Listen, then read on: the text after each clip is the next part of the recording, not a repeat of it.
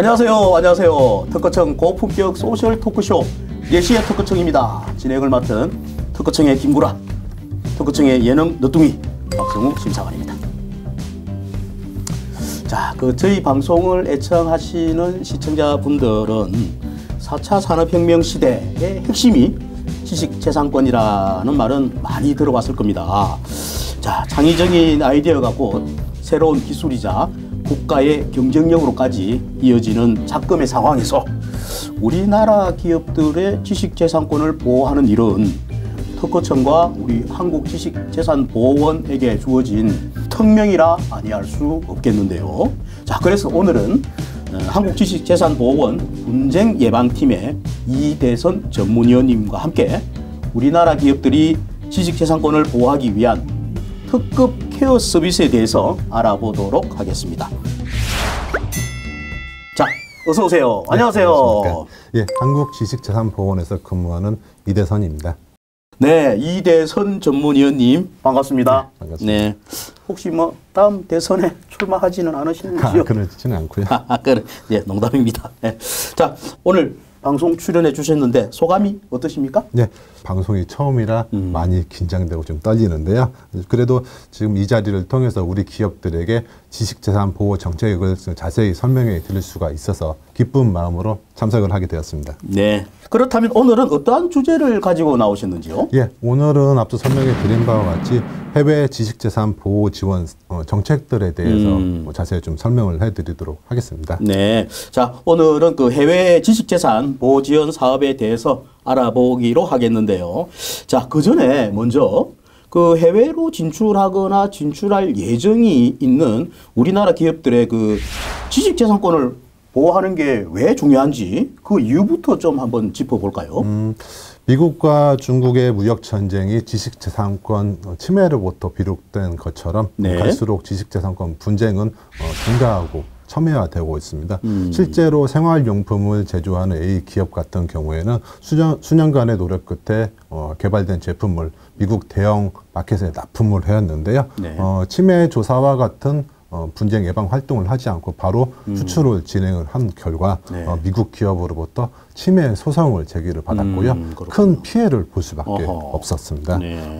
이처럼 지식재산권은 기업 활동의 필수적 요소입니다. 그렇기 때문에 지속적인 기업 성장을 위해서는 지식재산권 취득을 하는 것이 반드시 필요하고요. 네. 취득한 권리는 잘 방어해야 합니다. 그렇지만 우리 기업들은 지식재산권 보호에 대한 인식을 가지고 있으면서도 현실적인 문제, 지식재산 전담 조직의 부재, 그리고 해외 지재권 정보에 대한 부족 등의 이유로 네. 준비가 미비한 것도 사실인데요.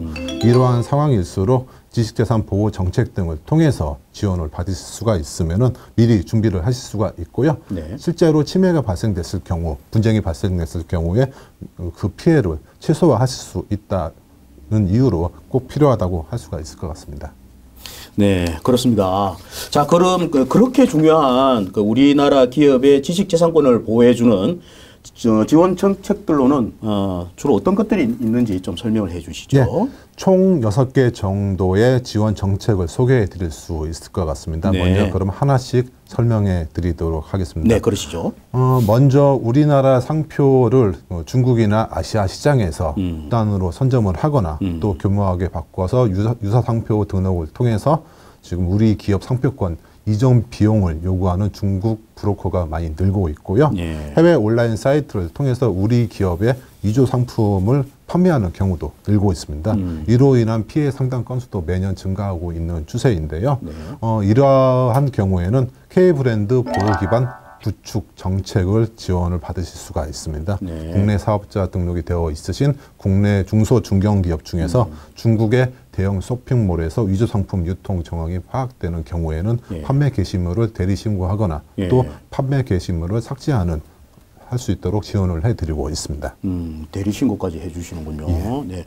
자, 그렇다면 한 기업당 지원 횟수나 건수에 어떤 제한은 없나요? 위조 상품 대리 신고의 경우에는 네. 횟수나 건수에 제한이 없으므로 피해가 있으신 경우에는 언제든지 네. 지원 요청이 지원 요청을 하시면 됩니다. 그렇군요. 예, 그러면 두 번째 지원 정책에 대해서 설명을 네네. 드리겠습니다. 네, 계속해 주시죠. 맞춤형 국제 지적권 분쟁 예방 컨설팅을 제공해 드리고 있는데요. 네. 경고장, 소송, 라이센스와 같은 지적권 분쟁 상황별 좀 해결 전략을 좀 제시해 드리고 있고요. 네. 해외 시장에서 우리 기업의 지적권 침해가 발생되지 않도록 보호 전략도 함께 고민해 드리고 있습니다. 네. 네, 이 지원 정책은 기업 개별마다 맞춤형 컨설팅을 제공해 드리는 것입니다. 그렇기 때문에 해외 지적권 분쟁 개별 대응 지원 정책이라는 이름으로도 좀 불리고 있습니다. 네. 저희가 성과를 분석을 해봤습니다. 대응 비용이나 라이센스 비용이 절감이 됐고요. 컨설팅 지원 전보다 약 385억 원의 경제적 효과를 얻은 사업이었습니다. 네, 그 말씀만 들어도 참 든든한데요. 기업 입장에서 그 얻는 이득이 참 다양하지만 국가적 차원에서의 경제적 효과 또한 상당하군요. 예, 이런 자료만 봐도 지식자산권이 국가 경제에 미치는 영향을 바로 체감하실 수 있을 것 같습니다. 네.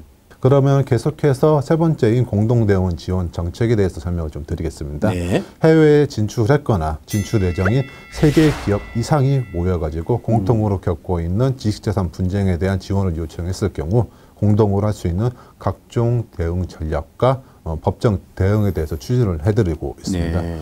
정부 지원금과 비교했을 때 약 13.4배의 경제적인 효과도 있었습니다. 그렇다면 그 해외에서 지재권 분쟁을 겪는 기업들 경우에 네.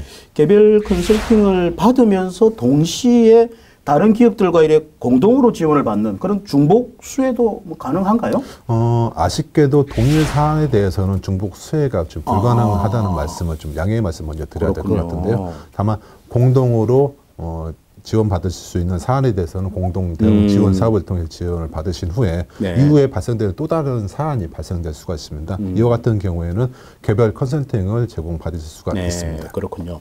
자, 그럼 계속해서 다음 지원 내용도 소개를 해 주시죠. 네, 특허청과 한국지식재산보호원에서는 IPDAB이라고 국제지적권 분쟁 정보 포털을 운영을 하고 있습니다. 네. 이곳에서는 지적권에 관심이 있는 누구든지 주요국에 대한 지적권 판례, 최근 이슈 판례에 대한 심층 분석 보고서, 네. 그리고 해외 지적권 분쟁 정보 등을 쉽고 빠르게 찾아보실 수가 있습니다.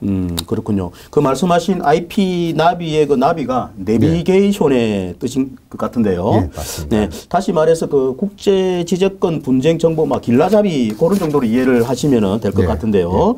자, 그런데 그 지금까지 말씀해주신 지원들은 국내를 기반으로 진행된 것 같은데요. 네. 자, 그럼 통상적으로 우리가 그 해외 수출을 하거나 수출 예정인 기업들은 이 해외의 뭐 지사나 본사들을 대부분 가지고 있는 게 많거든요. 네, 그렇습니다. 자, 그럴 경우에 해외 현장에서 즉시 이렇게 지원을 받을 수 있는 뭐 그런 제도는 없을까요? 예, 있는데요. 아마 시청자 여러분들께서도 IP 데스크라는 단어를 한 번쯤 들어보셨을 것 네, 같은데요. IP 데스크, 네. 예, IP 데스크라는 건 해외 지식재산 센터를 지금 말하는 것입니다. 현재 우리나라에서는 8개국에서 14개의 센터를 지금 운영을 하고 있습니다. 네. 좀 더 좀 설명드리면은 해외 지식재산 센터는 현지에서 발생하는 지적권 관련 문제를 무료로 좀 상담을 해드리고 있고요. 네. 지적권에 대한 인식을 높이기 위한 각종 교육을 또 진행을 하고 있습니다. 그리고 현지 정보와 교류를 확대하였고요. 네. 지금 우리 기업의 우호적인 지적권에 대한 보호 환경을 조성하기 위한 노력을 지금 하고 있는 기관이라고 말씀드릴 수가 있을 것 같습니다. 그리고 특허 상표 디자인과 같은 출원 비용도 지원을 받으실 수가 있습니다. 그렇군요. 그 우리가 그 해외 여행을 가더라도 그 한국 사람 만나면은 이 뭐 그렇게 반갑고 큰 힘이 나지 않습니까? 예. 정말 꼭 필요한 그 지원 사업인데요. 그 마치 해외 현지에 있는 지적권 뭐 대상황 같다 뭐 그런 생각도 들긴 들어요. 그렇게 이해하시면 될 것 같습니다. 아무튼 이제 그 해외 진출을 했거나 할 예정인 기업들에겐 이 IP 데스크가 아주 큰 힘이 될 것 같은데요. 네.